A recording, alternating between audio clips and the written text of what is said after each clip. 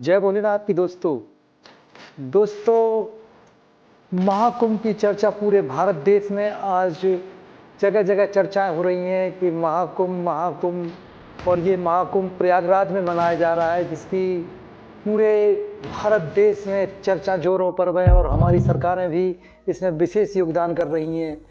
तो दोस्तों, मैं महाकुंभ के बारे में आपको पूरी जानकारी दूंगा कि ये कुंभ कब कब मनाया जाता है और किन किन स्थानों पर मनाया जाता है और आखिर क्यों मनाया जाता है और इसकी शुरुआत कैसे हुई थी। इन सारी जानकारियों से आपको अवगत कराऊंगा और महाकुंभ 2025 के बारे में भी आपको पूरी शाही स्नानों के बारे में बताऊंगा कि कब कब इसमें शाही स्नान होंगे और इससे क्या क्या आपको लाभ हो सकते हैं। तो दोस्तों, वीडियो में अंत तक बने रहें। तो आइए शुरू करते हैं महाकुंभ 2025। हिंदू धर्म में महाकुंभ के स्नान का विशेष महत्व है। प्रयागराज में महाकुंभ के दौरान त्रिवेणी संगम के तट पर स्नान करने से पुण्य फलों की प्राप्ति होती है और पापों से मुक्ति मिलती है। शास्त्रों के अनुसार शाही स्नान साधु संतों और नागा साधुओं के लिए विशेष महत्व रखता है। इस बार महाकुंभ 144 वर्षों बाद संयोग बन रहा है। जब 12 पूर्ण कुंभ पूरे होते हैं तो इस तरह का महाकुंभ का आयोजन होता है, जो प्रयागराज में आयोजन हो रहा है। तो इस वजह से यह महाकुंभ अपने आप में बहुत खास। कुंभ यानी घड़ा। संस्कृत में कुंभ शब्द एक घड़े से लिया गया है। महाकुंभ का मेले का संबंध समुद्र मंथन से माना जाता है। एक बार ऋषि दुर्वासा के श्राप से देवता कमजोर पड़ गए और इसका लाभ उठाते हुए राक्षसों ने उन पर आक्रमण कर दिया और देवताओं को हरा दिया। तब भगवान विष्णु ने देवताओं और राक्षसों को मिलकर समुद्र मंथन की सलाह दी। जब उसमें से अमृत निकला तो इंद्र का पुत्र जयंत कोय का रूप धारण कर आकाश में उसे उड़ गया। राक्षसों ने जयंत का पीछा किया, लेकिन पुनः देवता और राक्षसों में 12 दिनों तक युद्ध चला और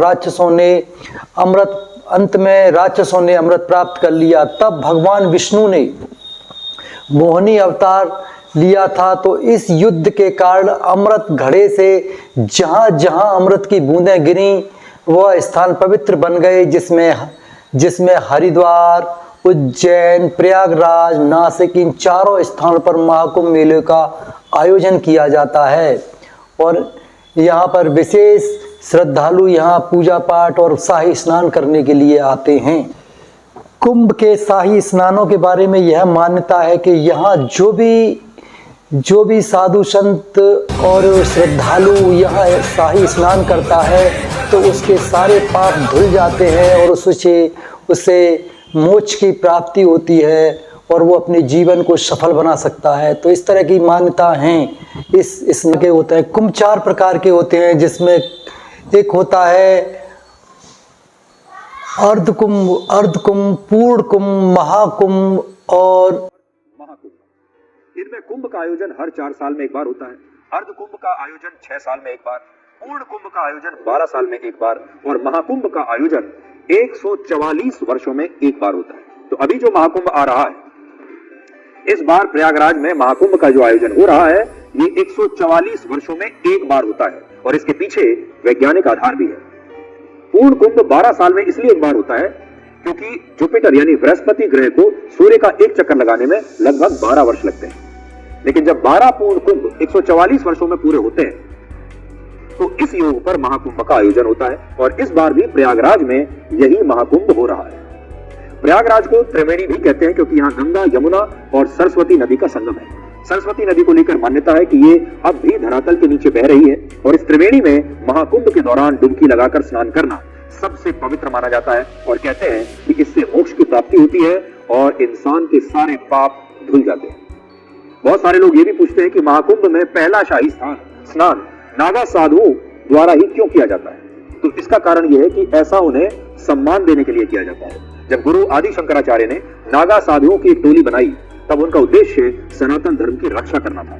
उस समय नागा साधु सनातन संस्कृति के सबसे बड़े रक्षक थे, जिसके कारण उन्हें 4 प्रकार के कुंभ होते हैं और जो 2025 में महाकुंभ का आयोजन हो रहा है कि अपने आप में एक विशेष 144 वर्षों बाद ये इस तरह का संयोग बनता है कि जब यहाँ पर शाही स्नान किया जाता है। और यह प्रयागराज यानी कि पुराना नाम इलाहाबाद में एक त्रिवेणी संगम में इसका आयोजन में प्रथम पौष पूर्णिमा यानी 13 जनवरी को इस महाधार्मिक आयोजन का प्रारंभ हो रहा है, जिसमें पहला स्नान शाही स्नान 13 जनवरी को पौष पूर्णिमा के दिन होगा और दूसरा शाही स्नान 14 जनवरी यानी मकर संक्रांति को इसका आयोजन होगा और तीसरा शाही स्नान 29 जनवरी यानी मौनी अमावस्या के दिन तीसरा शाही स्नान है और चौथा शाही स्नान 2 फरवरी बसंत पंचमी के दिन होगा। पांचवा शाही स्नान 12 फरवरी माघ पूर्णिमा के दिन होगा और छठवां और आखिरी शाही स्नान 26 के कुछ जरूरी तथ्य आपको बताता हूँ जिसका आयोजन किस तरह से किया जाएगा। महाकुंभ 2025 में सबसे ज़्यादा श्रद्धालु एकत्रित होने वाले हैं, जिनकी संख्या लगभग 40 करोड़ हो सकती है, जो भारत की आबादी के 35% तक हो सकता है। 20 किलोमीटर के इलाके में हो रहा है।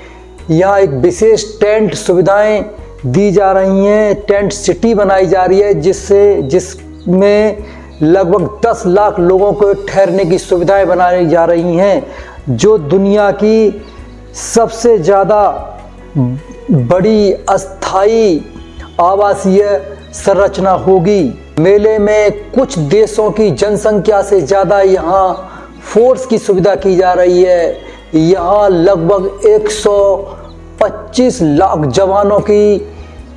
जवानों की सुरक्षा में तैनात किया जा रहा है, जिससे सारी सुविधाएं और अन्य कर्मचारियों कुल मिलाकर यहाँ लाखों कर्मचारियों को एकत्रित किया जा रहा है, जिससे किसी श्रद्धालु को किसी भी प्रकार की असुविधा ना हो।